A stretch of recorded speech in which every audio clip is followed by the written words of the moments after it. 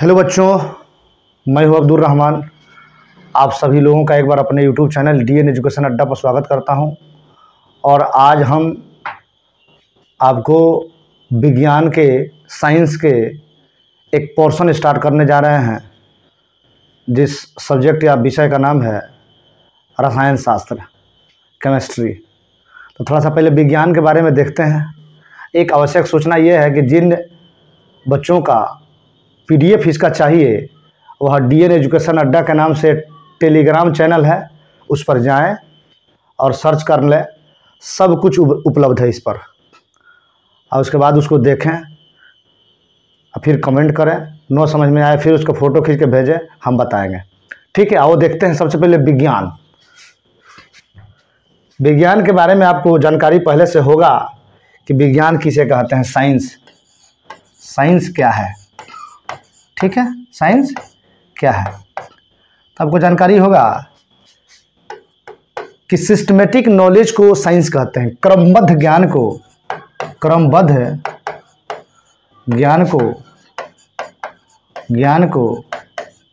विज्ञान कहते हैं। क्लियर? क्रमबद्ध ज्ञान को क्या कहते हैं? विज्ञान कहते हैं। और विज्ञान कितने टाइप का होता है? तो विज्ञान होता है दो टाइप का। कौन कौन दो टाइप का होता है?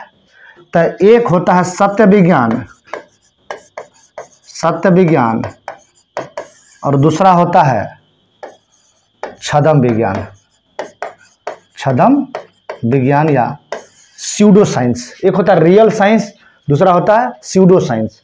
अब देखो, सत्य विज्ञान ये किसके ऊपर आधारित है? तो यह आधारित है, छद्म विज्ञान किसके ऊपर आधारित है?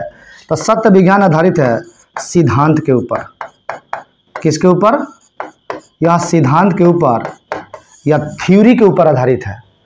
छद्म विज्ञान किसके ऊपर आधारित है? तो यह अवधारणा के ऊपर आधारित है। अवधारणा या पैराडिग्म के ऊपर आधारित है। अवधारणा के ऊपर आधारित है, अवधारणा के ऊपर। अब देखो, सत्य विज्ञान के बारे में बताया जाता है कि यह चेंजेबल ना है। चेंजेबल ना है मतलब यह अपरिवर्तनशील है, अपरिवर्तनशील है। और इसके बारे में बताया जाता है यह परिवर्तनशील है, परिवर्तनशील है, माने इसे बदला जा सकता है। तो जो सिद्धांत के ऊपर आधारित है वह अपरिवर्तनशील है, जो अवधारणा के ऊपर आधारित है वह परिवर्तनशील है। जैसे मान लो ये मेरे हाथ में पेन है, इसको आज हम गिराते हैं तो एक बल के कारण नीचे गिरेगा। आज से 10,000 बरिस बाद जो गिराएगा फिर नीचे ही गिरेगा। हमसे 5,000 बरस पहले जो भी होंगे और गिराए होंगे तो नीचे ही गिरेगा, नीचे ही गिरा होगा। इससे बात स्पष्ट हो जाती है कि पृथ्वी के अंदर गुरुत्वाकर्षण बल है जो कि कभी बदलता नहीं है। हाँ, स्थितियाँ इसकी बदलती है कि ध्रुवों पर सर्वाधिक होगा, भूमध्य रेखा पर कम होगा, लेकिन जब भी आएगा वस्तु नीचे ही आएगा। एक और सत्य यह है कि यदि किसी वस्तु को एक पलायन वेग के माध्यम से जब फेंकेंगे तब पृथ्वी के पलायन वेग क्रॉस कर जाएगी तो वह वस्तु अंतरिक्ष में चल जाएगी, वो नहीं आएगी। तो ये सत्य है, यह रियलिटी है। लेकिन असत्य यह है कि इसमें जो सब्जेक्ट होता है, इसमें होता है social science. Social science, social science में समझिए कि आपका इकोनॉमिक्स हुआ, पॉलिटी हुआ, पॉलिटिकल साइंस है, हिस्ट्री है, ज्योग्राफी है। ये सब बदलता है, ये बदलता है, इसमें सुधार किया जाता है। लेकिन ये जो अपरिवर्तनशील विज्ञान है ये नहीं बदलता है। इसको दो भाग में बांटते हैं हम लोग। अब अपरिवर्तनशील विज्ञान को एक भाग में बांटते हैं हम लोग सजीव के रूप में, एक भाग में बांटते हैं हम लोग निर्जीव के रूप में। क्लियर? लिविंग और नॉन लिविंग, लिविंग और नॉन लिविंग। तो लिविंग के बारे में बताते हैं हम। लिविंग जो होता है, अब देखो, लिविंग जो होता है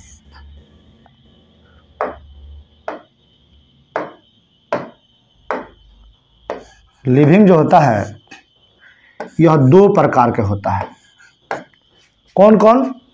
एक होता है जंतु और दूसरा होता है पादप। नॉन लिविंग जो होता है वह होता है, एक होता है पदार्थ और दूसरा होता है ऊर्जा। क्लियर। अब देखो, जंतु विज्ञान का अध्ययन किसमें करते हैं? जूलॉजी में करते हैं। ठीक है। पादप विज्ञान का अध्ययन किसमें करते हैं? बोटनी में करते हैं। पदार्थ का अध्ययन किसमें करते हैं? तो पदार्थ का अध्ययन केमिस्ट्री में करते हैं, जिसका अध्ययन हम लोग करेंगे। ऊर्जा का अध्ययन किसमें करते हैं? फिजिक्स में करते हैं। क्लियर। जंतु विज्ञान का अध्ययन जूलॉजी में, पादप विज्ञान का अध्ययन बोटनी में, पदार्थ का अध्ययन केमिस्ट्री या रसायन शास्त्र में, ऊर्जा का अध्ययन फिजिक्स या भौतिकी में। अब देखो, father of zoology, father of zoology कौन है?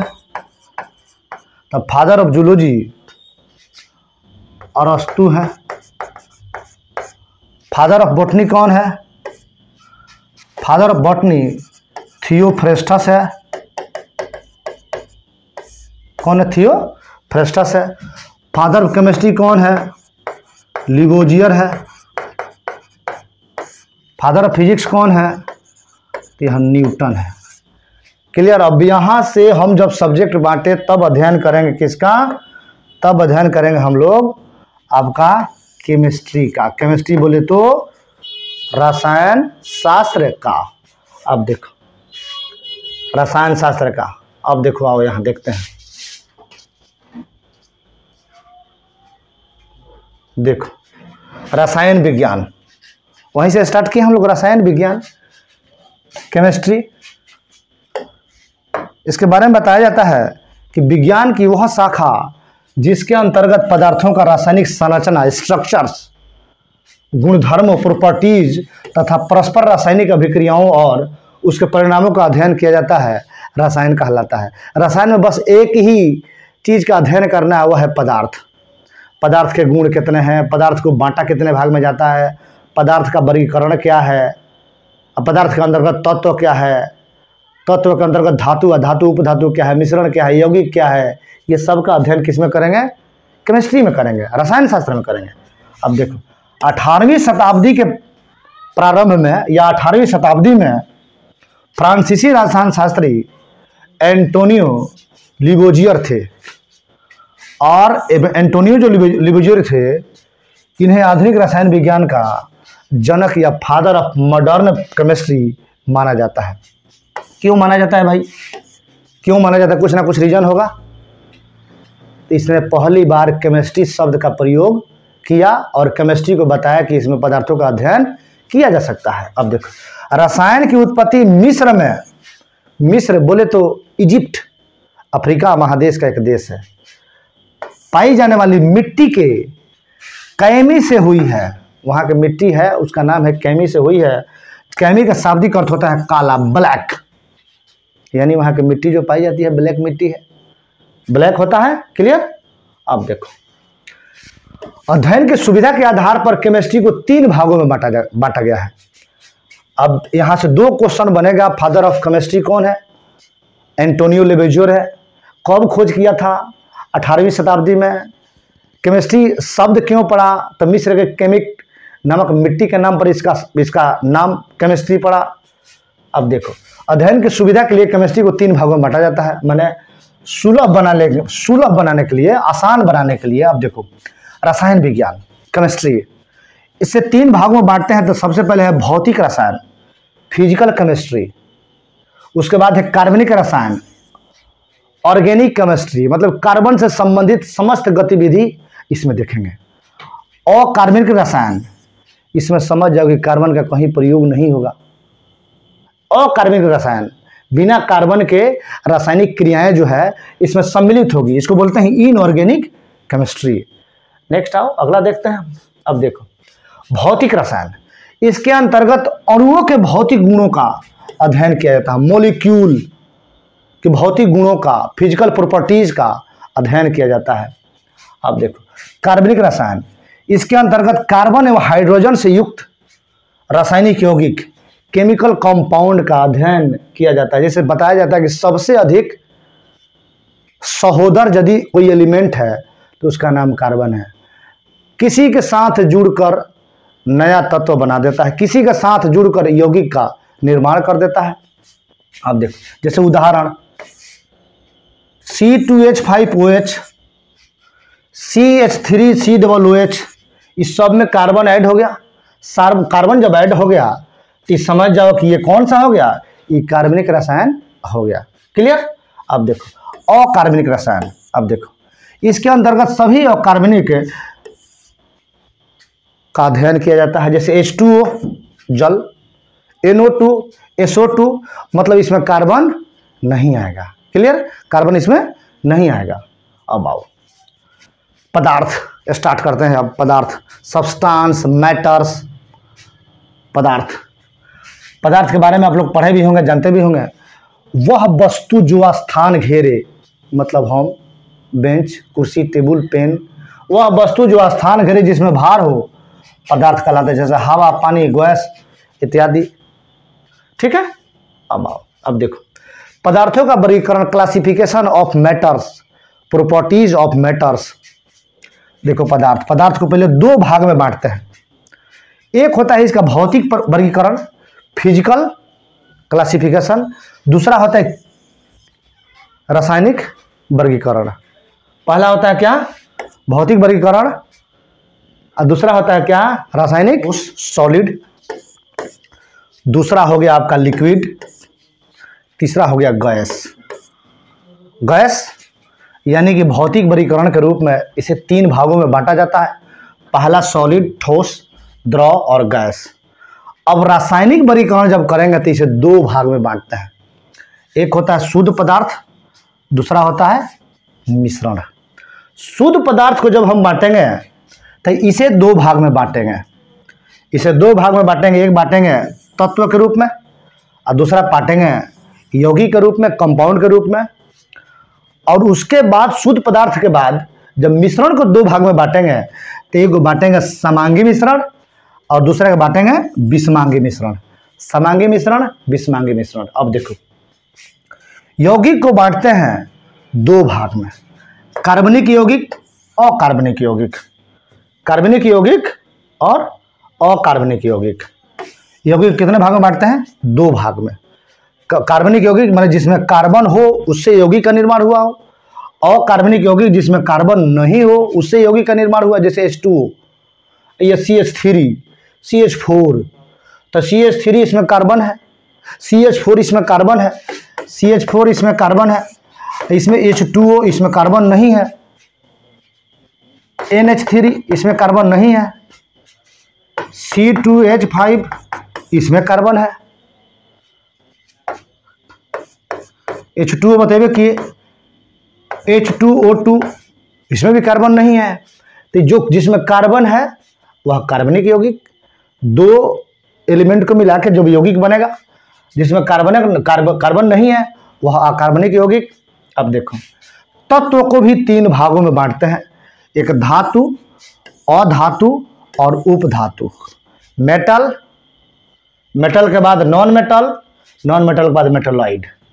क्लियर हो रहा होगा, एकदम कंप्लीटली नोट्स बनाना, कंप्लीट पूरा एकदम पढ़ा देंगे, इसमें दिक्कत कहीं नहीं होगा।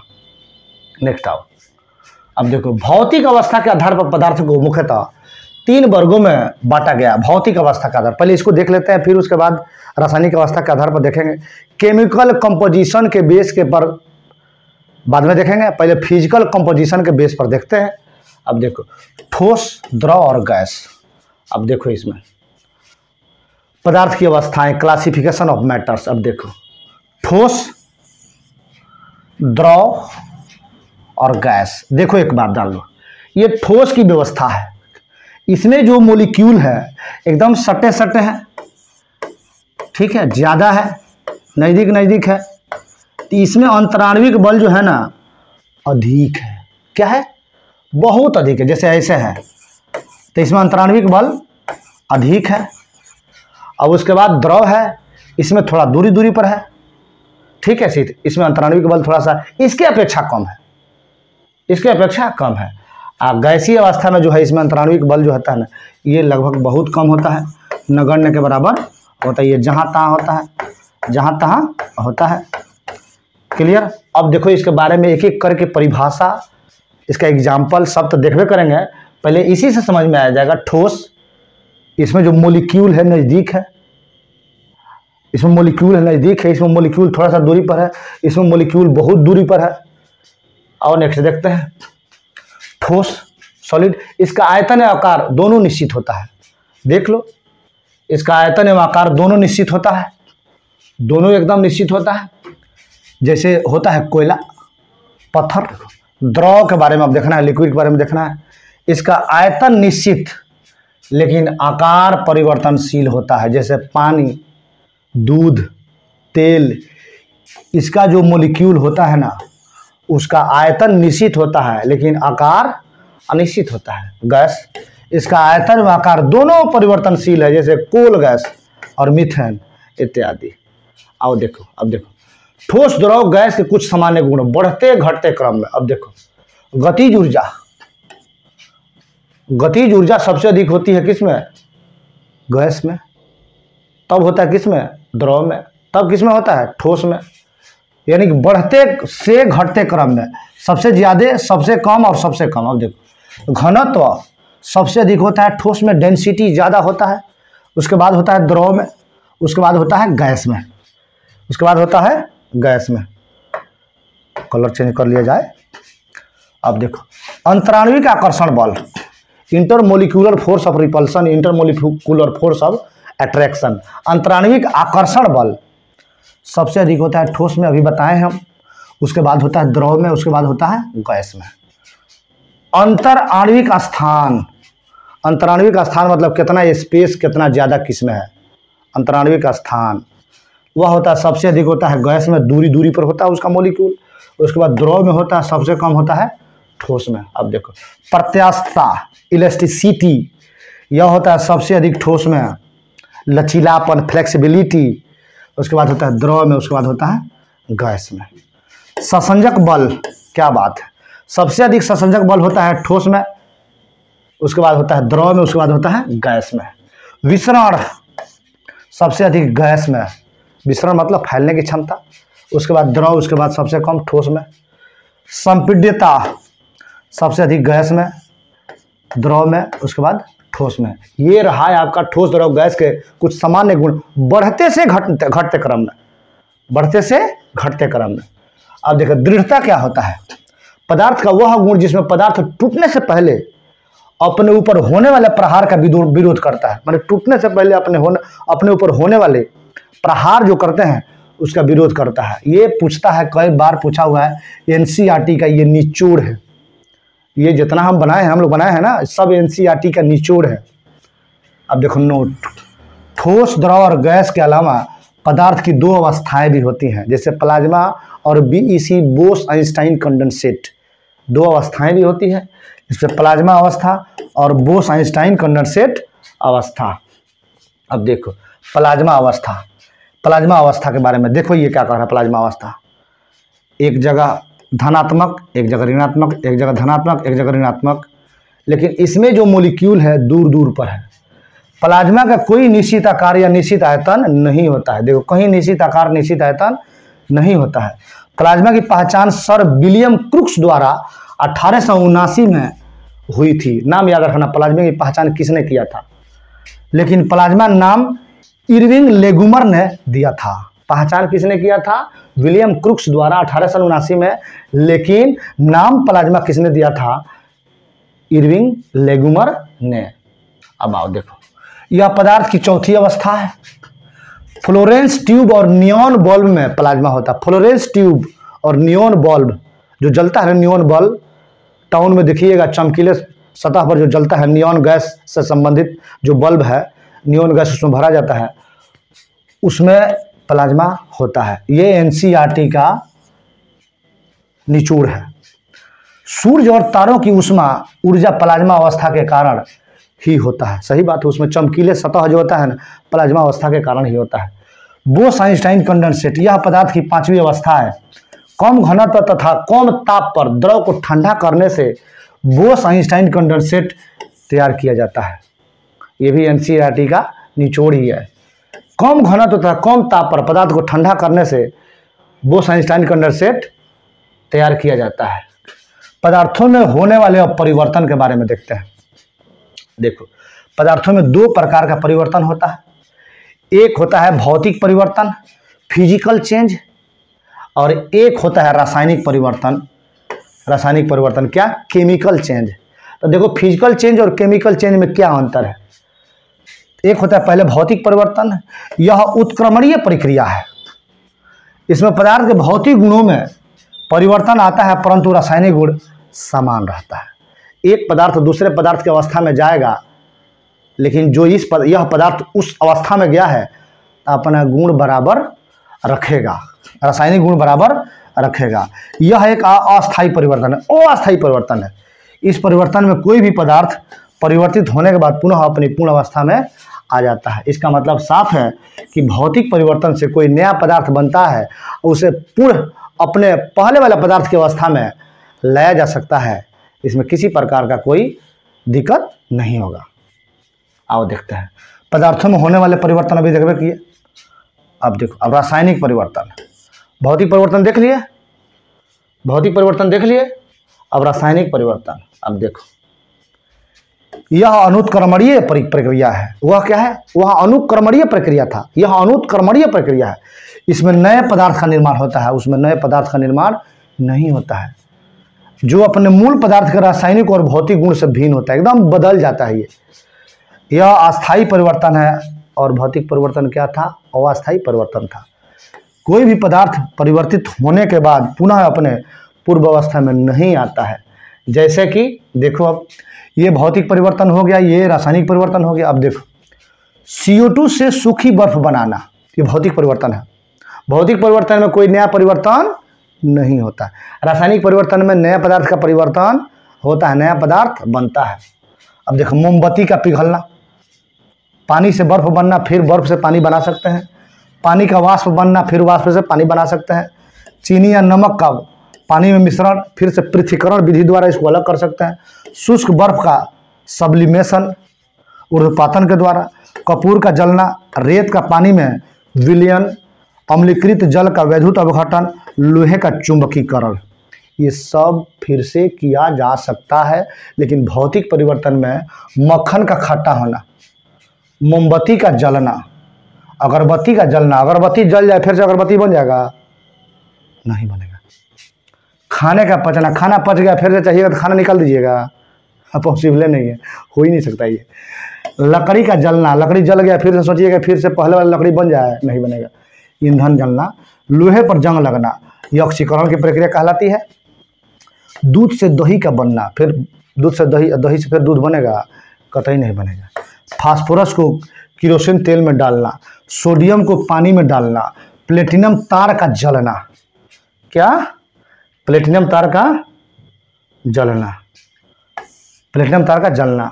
पदार्थों का किण्वन, फर्मेंटेशन ऑफ मैटर, द्रवित पेट्रोलियम गैस का दहन, ये भी NCERT एग्जाम्पलर, मैंने समझ आओगे एकदम NCERT का ही निचोड़ है। नेक्स्ट आओ देखो, अब मोमबत्ती के जलने में भौतिक एवं रासायनिक परिवर्तन दोनों होता है। NCERT कहता है मोमबत्ती के जलने में भौतिक और रासायनिक परिवर्तन दोनों होता है। मोमबत्ती का जलना उदाहरण है रासायनिक परिवर्तन का। ये NCERT का निचोड़ है कि मोमबत्ती का जलना किसका उदाहरण है? रासायनिक परिवर्तन का। अब देखो, मोमबत्ती के जलते समय कौन सा परिवर्तन होता है? भौतिक एवं रासायनिक परिवर्तन। प्रीवियस क्वेश्चन है ये, भौतिक एवं रासायनिक परिवर्तन दोनों। देखना, ध्यान से देना। चपाती का बेलना और सेकना किस परिवर्तन का उदाहरण है? ये दोनों हो जाएगा। चपाती का सेकना और बेलना भौतिक एवं रासायनिक परिवर्तन दोनों हो जाएगा। अब देखो, भौतिक अवस्था में परिवर्तन लाया जा सकता है ऊर्जा देकर, भौतिक अवस्था में परिवर्तन लाया जा सकता है ऊर्जा देकर या ऊर्जा निकाल कर। ये एक इम्पोर्टेंट प्रीवियस है, ये केवल भौतिक परिवर्तन से, इसको देख लेना, नोट कर लेना। अब देखो, लोहे पर जंग लगना, लोहे पर जंग लगना रासायनिक परिवर्तन है। क्लियर हो गया? लोहे पर जंग लगना ऑक्सीजन और नमी की उपस्थिति में लगता है। लोहे पर जंग हमेशा ऑक्सीजन और नमी की उपस्थिति में लगता है। जब लोहे पर जंग लग जाता है तो उसका भार बढ़ जाता है।